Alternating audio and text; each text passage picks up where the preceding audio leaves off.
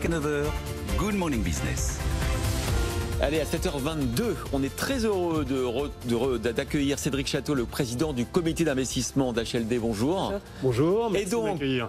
Avec grand plaisir, parce que hier soir, vous avez annoncé que vous achetiez l'entreprise qu'on connaît bien ici, Photonis. Ça fait plusieurs mois qu'on s'inquiète du sort de Photonis. Le gouvernement français n'a pas voulu que ce soit un Américain qui le rachète, on peut comprendre, parce que Photonis fait effectivement des instruments de vision de nuit, notamment pour les militaires. Après tout, pourquoi pas. Mais bon, comme le fonds qu'il possédait était vendeur, il fallait bien trouver quelqu'un. C'est tombé sur vous. À 370 millions d'euros, les Américains ont proposé 500. C'est une bonne affaire, non ? Je dirais pas que c'est une bonne affaire, parce qu'il me semble que les Américains, c'était une approche avec des synergies, comme Teledyne est un groupe industriel, alors que nous, on est rentré en exclusivité pour reprendre Photonis dans son intégrité, sans l'associer à un groupe. Donc on considère qu'on a payé le prix juste. Non, justement, en quoi c'est intéressant pour vous de reprendre Photonis ? Si vous me permettez, je vais dire un mot sur le groupe HLD, ce qui peut expliquer l'intérêt de reprendre Photonis. HLD, on est un groupe d'investissement qui a un ADN assez singulier, pour deux raisons. La première, c'est que nos actionnaires sont des entrepreneurs et des familles. Par exemple, les familles Decaux, d'Entresangles, Claude Bébéar aussi. Decaux, d'Entresangles, Claude Bébéar. Des Suisses, des Italiens aussi. Des Suisses, des Italiens. Et donc, on a un ADN entrepreneurial qui est intrinsèque à notre groupe d'investissement. Et le second point, c'est qu'on est un groupe d'investissement à capitaux permanents. Donc on n'a pas d'horizon de temps. Et ça, c'est particulièrement intéressant pour Photonis, parce que ça veut dire que on laisse la possibilité au management et à Jérôme Cerisier et ses équipes concernant Photonis de mettre en place leur plan d'affaires sur la durée, sans se préoccuper du temps nécessaire pour développer la société. Dans une société très technologique comme Photonis, c'est nécessaire d'avoir du temps devant soi. Alors, vous avez un track record qui est quand même pas mal. Je pense que vos actionnaires sont contents de votre retour sur investissement. On connaît évidemment très bien les dossiers qui ont fait votre succès, notamment la success story de Filorga qui a été racheté par Colgate pour 1,5 milliard de dollars, alors que vous l'aviez acheté quelques poignées de dizaines de millions d'euros. Donc, vous allez faire pareil avec Photonis ?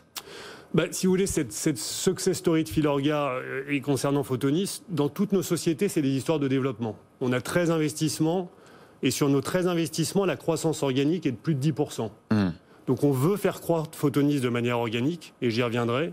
Et par ailleurs, sur ces 13 investissements, on a fait 82 acquisitions, de 1 million d'euros jusqu'à plus de 100 millions.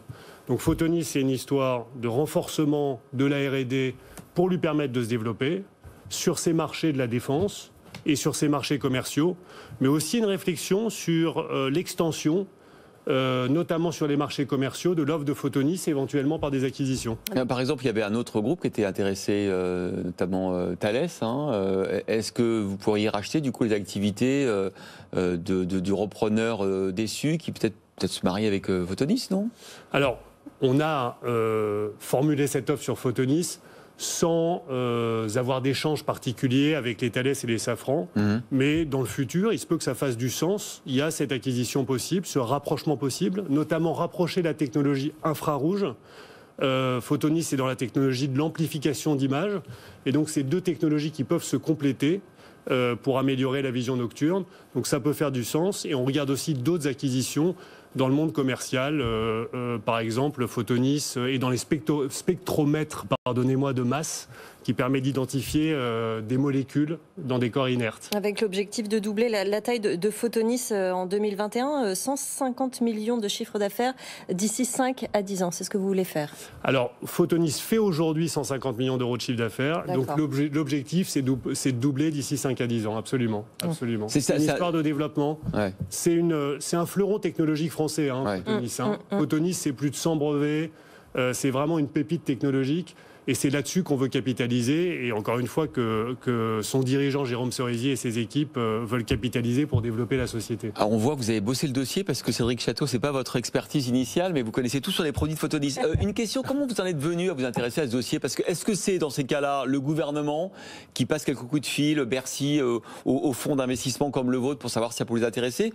Ou est-ce que c'est vous qui, en voyant l'actualité, ce veto du gouvernement sur le rachat par Teledyne, vous vous êtes dit, tiens, on va aller regarder ce qu'il y a dedans. Comment ça se passe concrètement? Les coulisses, racontez-nous les coulisses. Oui, absolument. Alors, je ne crois pas que le gouvernement passe quelques coups de fil c'est un dossier qu'on suit depuis plusieurs années, pour les raisons que je vous ai dites. D'accord. Et en effet, pour être tout à fait transparent avec vous, quand on a vu la décision de l'État français qui n'a pas souhaité que Teledyne, donc un acteur industriel américain, reprenne Photonis, on a pris contact avec le vendeur, donc c'est à la fin de l'année dernière, pour lui montrer notre intérêt fort pour le dossier. Mais je pense que le fait qu'on ait déjà travaillé sur la société, c'est vraiment très important.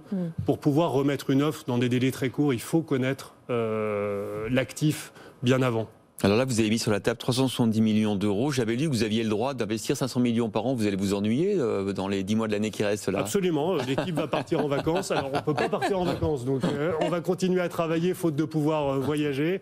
Mais on n'a pas vraiment de budget d'investissement annuel. C'est un objectif, mais on va continuer, je l'espère, à être actif. Vous vous interdisez pas vous avez encore du cash disponible? Absolument, oui. On a une capacité à investir plus d'1,5 milliard dans les 4 prochaines années. Ah oui, quand même. Absolument. Bon, et comment vous regardez, là, dans 20 minutes, on reçoit le nouveau SPAC, constitué par notamment, vous savez, Bernard Arnault, et puis beaucoup d'investisseurs prestigieux, Jean-Pierre Mustier, Antoine Flammarion, et puis le banquier Diego De Giorgi.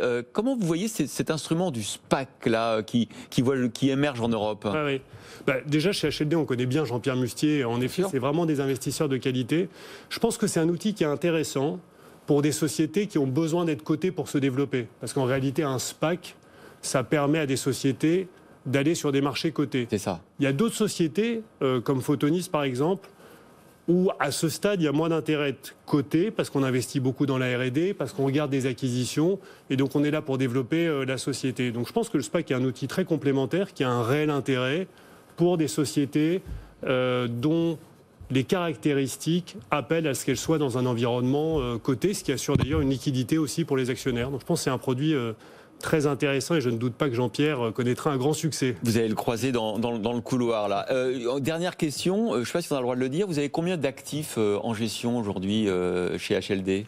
Alors on a au-delà du milliard d'actifs sous gestion. Mais vous avez dit que vous avez les poches pleines parce que vous pouviez investir jusqu'à 1,5 milliard au cours des prochaines années. Oui, parce que comme je vous l'ai dit, on est un groupe d'investissement à capitaux permanents. Donc quand on fait des cessions, et par ailleurs nos actionnaires nous font confiance et donc nous ont confié encore plus de capitaux, comme la cession que Filorga vous avez citée, et la majorité du produit de cession incrémente la taille de notre fonds d'investissement, ce qui est assez singulier et très particulier par rapport aux autres groupes d'investissement. Et c'est nos succès qui nous permettent de croître et d'augmenter notre capacité à investir.